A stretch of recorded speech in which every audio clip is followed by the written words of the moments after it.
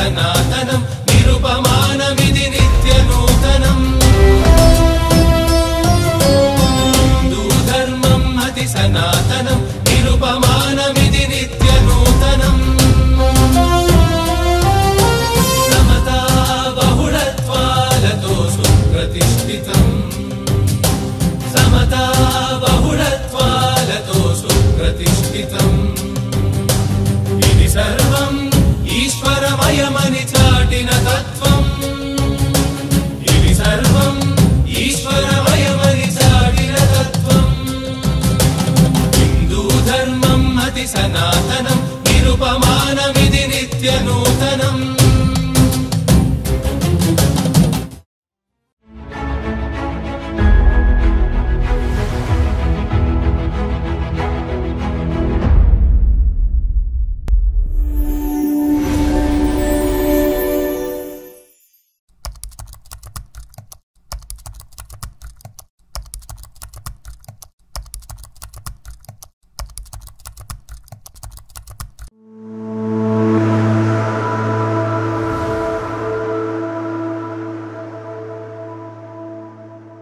గురువుగారు రమణమూర్తి గారు ఆయన వ్యక్తి కాదు, ఒక శక్తి. ఎందుకంటే ఇంత అద్భుతమైన కార్యక్రమాన్ని ఆయన అంటే అందరినీ ముందుంచి ఆయన వెనకాల నుంచి నడిపిస్తున్నారు. ఆయన పేరు కూడా ఎక్కడ కూడా ఆయన ఇదే అంత ఉదారత. ఇంత పెద్ద కార్యక్రమం ఉదయం నుంచి సాయంకాలం దాకా దాని ప్రిపరేషన్ ఎన్ని రోజులు చేయాలి, ఎంతమంది సమాయత్తం చేయాలి, తాటిపై వాళ్ళని నడిపించాలి, అది దానికి ఎంత సమయం వెచ్చించాలి. నేను గురువుగారిని దాదాపు ఒక 20 days బ్యాక్ కలిశాను ఆయన ఆశ్రమంలో. అప్పటికి ఆయన మార్నింగ్ 5:30 వరకు ఉన్నారంట, ఉండి వెళ్ళారంట. అంటే ఇదేమీ ఉద్యోగం కాదండి, ఇది కేవలం అంటే నిష్కామ కర్మ. ఇక్కడంతా జరుగుతుంది. భగవద్గీతలో నాకు నచ్చిన అత్యుత్తమైన అంశం ఏంటంటే నిష్కామ కర్మ. మన జీవితం ఇంత అమూల్యమైన జీవితం మనం లభించినందుకు తిరిగి మనం ఏం ఇవ్వాలి, కానీ ప్రతి దానికి కూడా ఒక కార్యక్రమం చేయాలంటే దానికి నీకు ఏంటి, ఏమవుతుంది. ఇప్పుడు ఇక్కడికి వచ్చాం, చాలామంది ఇంట్లో అడిగితే ఏమొస్తుంది, ఎక్కడికి వెళ్తే ఏమొస్తుంది అని అడుగుతారు చాలామంది, పాపం తెలియక. ఎందుకంటే మన ధర్మం, మన హిందూ ధర్మం, మతం అనే ధర్మం ఏదో పేరు పెట్టుకోండి, నేను దాంట్లో వెళ్ళదలుచుకోలేదు. ఇంత అద్భుతమైన అంటే ప్రపంచవ్యాప్తంగా ఉన్న మహోన్నతమైన అంటే ప్రపంచానికే దశానిర్దేశనం చేస్తున్న మన హిందూ ధర్మానికి ఇలాంటి మహామహులు వెనకాల నడిపిస్తున్నారు. వీళ్ళందరూ కూడా చాలామంది తెలియదు. వీళ్ళందరూ లేకపోతే అసలు ఒక కడుక్కోవడం ఉంది కదా. ఎందుకంటే ఇంత మళ్ళీ కార్యక్రమం ఏంటంటే ద్వేషం అసమానతలకు వ్యతిరేకంగా హిందూ మతం అని చెప్పి పెట్టారు కదా. ఇక్కడ మన సమాజంలో అసమానతలు కానీ లోపాలు కానీ లేకపోతే ఎంతమంది బయటకు వచ్చేవారు చెప్పండి, ఫైట్ చేసుకొచ్చి ఇంతమంది. ఒక భగత్ సింగ్ వచ్చేవాడు కాదు, సుభాష్ చంద్ర వచ్చేవారు, గాంధీ వచ్చేవారు, ఎవరు వచ్చేవారు కాదు. సో సమాజం లోపాలు ఒక విధంగా వీళ్ళని బయటికి రప్పించి వీళ్ళని మనకి దశానిర్దేశం చేసేట్టుగా చేస్తున్న సమాజం. మరి దాన్ని ఎలా చూడాలంటారు? సో లోపాలు ఉండడం కూడా ఒక విధంగా మంచిదని చెప్పి అనుకోవాలా, లేకపోతే సమాజం అంతా ఏ లోపాలు లేకుండా సమాజం బ్రహ్మాండంగా ఉంటే మరి వీళ్ళందరూ వచ్చేవారా, ఇలా కూర్చునేవారా, చేసేవారా, వీళ్ళ జీవితాలు సార్థకం చేసుకునేవారా?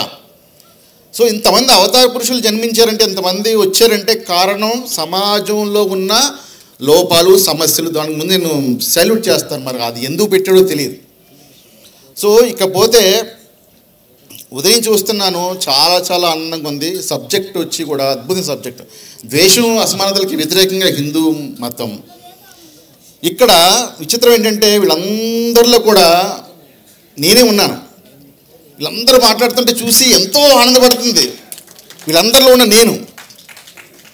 సో అందుకే నేను ఎప్పుడు కూడా ఆత్మస్వరూపులు అని చెప్పి సంబోధిస్తాను, అది మటుకు మర్చిపోను. ఎందుకంటే వీళ్ళందరూ రకరకాల రూపాల్లో వ్యక్తం అవుతున్న ఒకే ఒక ఆత్మ, అదే మూలం. మన రూపాలే మనల్ని భ్రమింపజేస్తాయి. మనలో తారతమ్యాలని, అసమానతలు క్రియేట్ చేసేదే ఈ బాహ్యం కనబడుతున్న రూపం. కానీ లోపల మనల్ని నడిపించేది ఏంటి?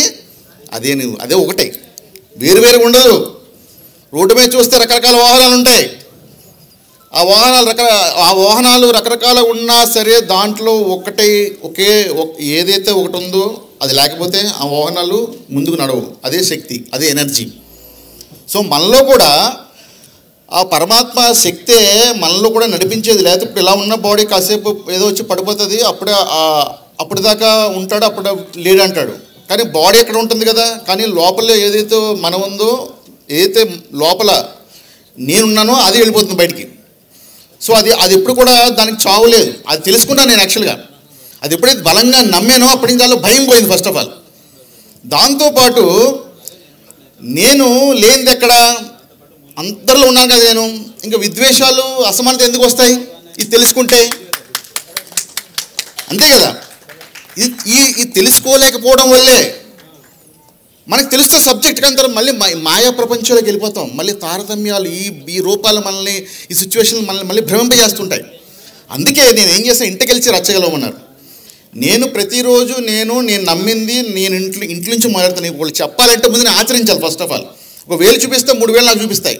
నువ్వేం చేస్తున్నావురా అని అడుగుతారు. ఫస్ట్ ఆఫ్ ఆల్ అడుగుతారు, నువ్వు సలహా ఇస్తున్నావు కదా, మరి నువ్వు ఆచరిస్తున్నావా అని చెప్పి. ఎస్, నేను గర్వంగా చెప్తాను. నాకు 2 పిల్లలు ఉన్నారు. వాళ్ళకి నేను ప్రతిరోజు మినిమం గంట సేపైనా, మ్యాక్సిమం ఎన్ని గంటలో చెప్పలేను, సమయం నాకు అనుకూలిస్తే మినిమం గంట సేపైనా కూర్చొని నేను మూలం చెప్పే ప్రయత్నం చేస్తున్నాను. ఎప్పుడైతే మనం మూలం చెప్పే ప్రయత్నం చేయలేదనుకోండి, వాళ్ళు కూడా ఈ విద్వేషాలు రావచ్చు కదా, ప్రబలచ్చు కదా. సో మనం మొక్కే వంగంది మానే వంగది అంటారు కదా. మానొచ్చింది, మనం వంచాలని చూస్తున్నాం. అది జరగదండి, అది జరగదు. మన టైం వేస్ట్, మన సమయం వృధా. సో మనం ఎక్కడ దృష్టి పెట్టాలి? మూలం మీద దృష్టి పెట్టాలి. ముందు మన ఇంట్లోంచి మొదలు పెట్టాలి కార్యక్రమం. ఎవరి ఇల్లు వాళ్ళు చక్కదిద్దుకుంటే ఇవి ఉండవు కదా. ఈ కాస్తో కోస్తో ఉన్న ఈ ద్వేషం కానీ విద్వేషం కానీ ఉన్నవాళ్ళు కూడా తర్వాత వెళ్ళిపోతారు కదా. సో నా యొక్క విన్నపం ఏంటంటే, మనం ఇంట్లోంచే మన పిల్లలతోనే ఇది మొదలవ్వాలి. మూలం చెప్పండి, అసలు నువ్వెవరు అని చెప్పి. నువ్వు ఎవరు కూడా నువ్వు వేరుగా లేవు బాబు, నువ్వు అందరిలో ఉన్నావు, నువ్వు ఒకటే వేరుగా లేదని చెప్పి. నాకు 2 కవల పిల్లలు అన్నమాట. అది నాకు ఒక ఎగ్జాంపుల్ పనిచేసి, అది కూడా బాగా పనిచేసింది. మా పిల్లలు ఇద్దరు కూడా ఒకసారి ఏదో ఆడుతున్నప్పుడు ఏదో కొంచెం కీచాడుకుంటే 2 పిలిపించి ఒరే మీరు ఒకలా 2 అడిగా. అంటే 2 కదా, వేరుగా ఉన్నామన్నారు. సరే పుట్టక ముందు ఎక్కడ ఉన్నావు అడిగా. అమ్మ గర్భంలో ఉన్నారు. అప్పుడు ఒకటే అన్నారు, వేరుగా ఉన్నాయన్నాను. ఒకటే ఉన్నాయన్నారు. సో అంటే ఒకళ్ళే వేరువేరుగా బయటకు వచ్చారు కదా, వేరే కనబడుతున్నా సరే మీరు ఒకళ్ళే. సో స్కూల్కి వెళ్తున్నప్పుడు, నువ్వు స్కూల్కి వెళ్తున్నప్పుడు నిన్ను సాటి స్నేహితులు కానీ లేదా టీచర్లు ఎవరో కానీ నిన్ను రకరకాల తోలును ఆడతారు, రకరకాల నిన్ను వాళ్ళు ఏదో తిడతారు, ఏదో జరిగే క్రమం ఉంది. అప్పుడు నువ్వు ఎలా తీసుకుంటావు అని అడిగా. అప్పుడు వాళ్ళు చెప్పిన సమాధానం నన్నే ఆశ్చర్యపరిచింది. ఏంటంటే నేనేమి బాధపడినాను అన్నారు. ఎందుకు అని అడిగాం. ఎందుకంటే వాళ్ళని ఒకటే కాబట్టి అని చెప్పాను.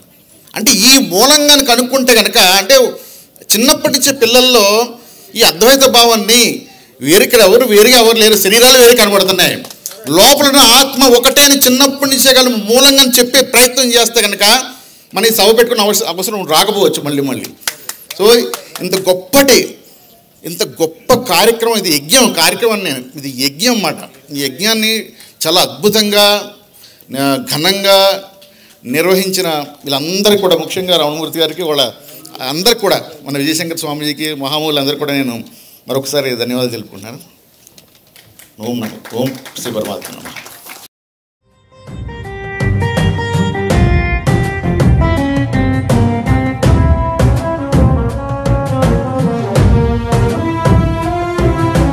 హిందూ ధర్మం అతి సనాతనం, నిరుపమానమిది నిత్య నూతనం.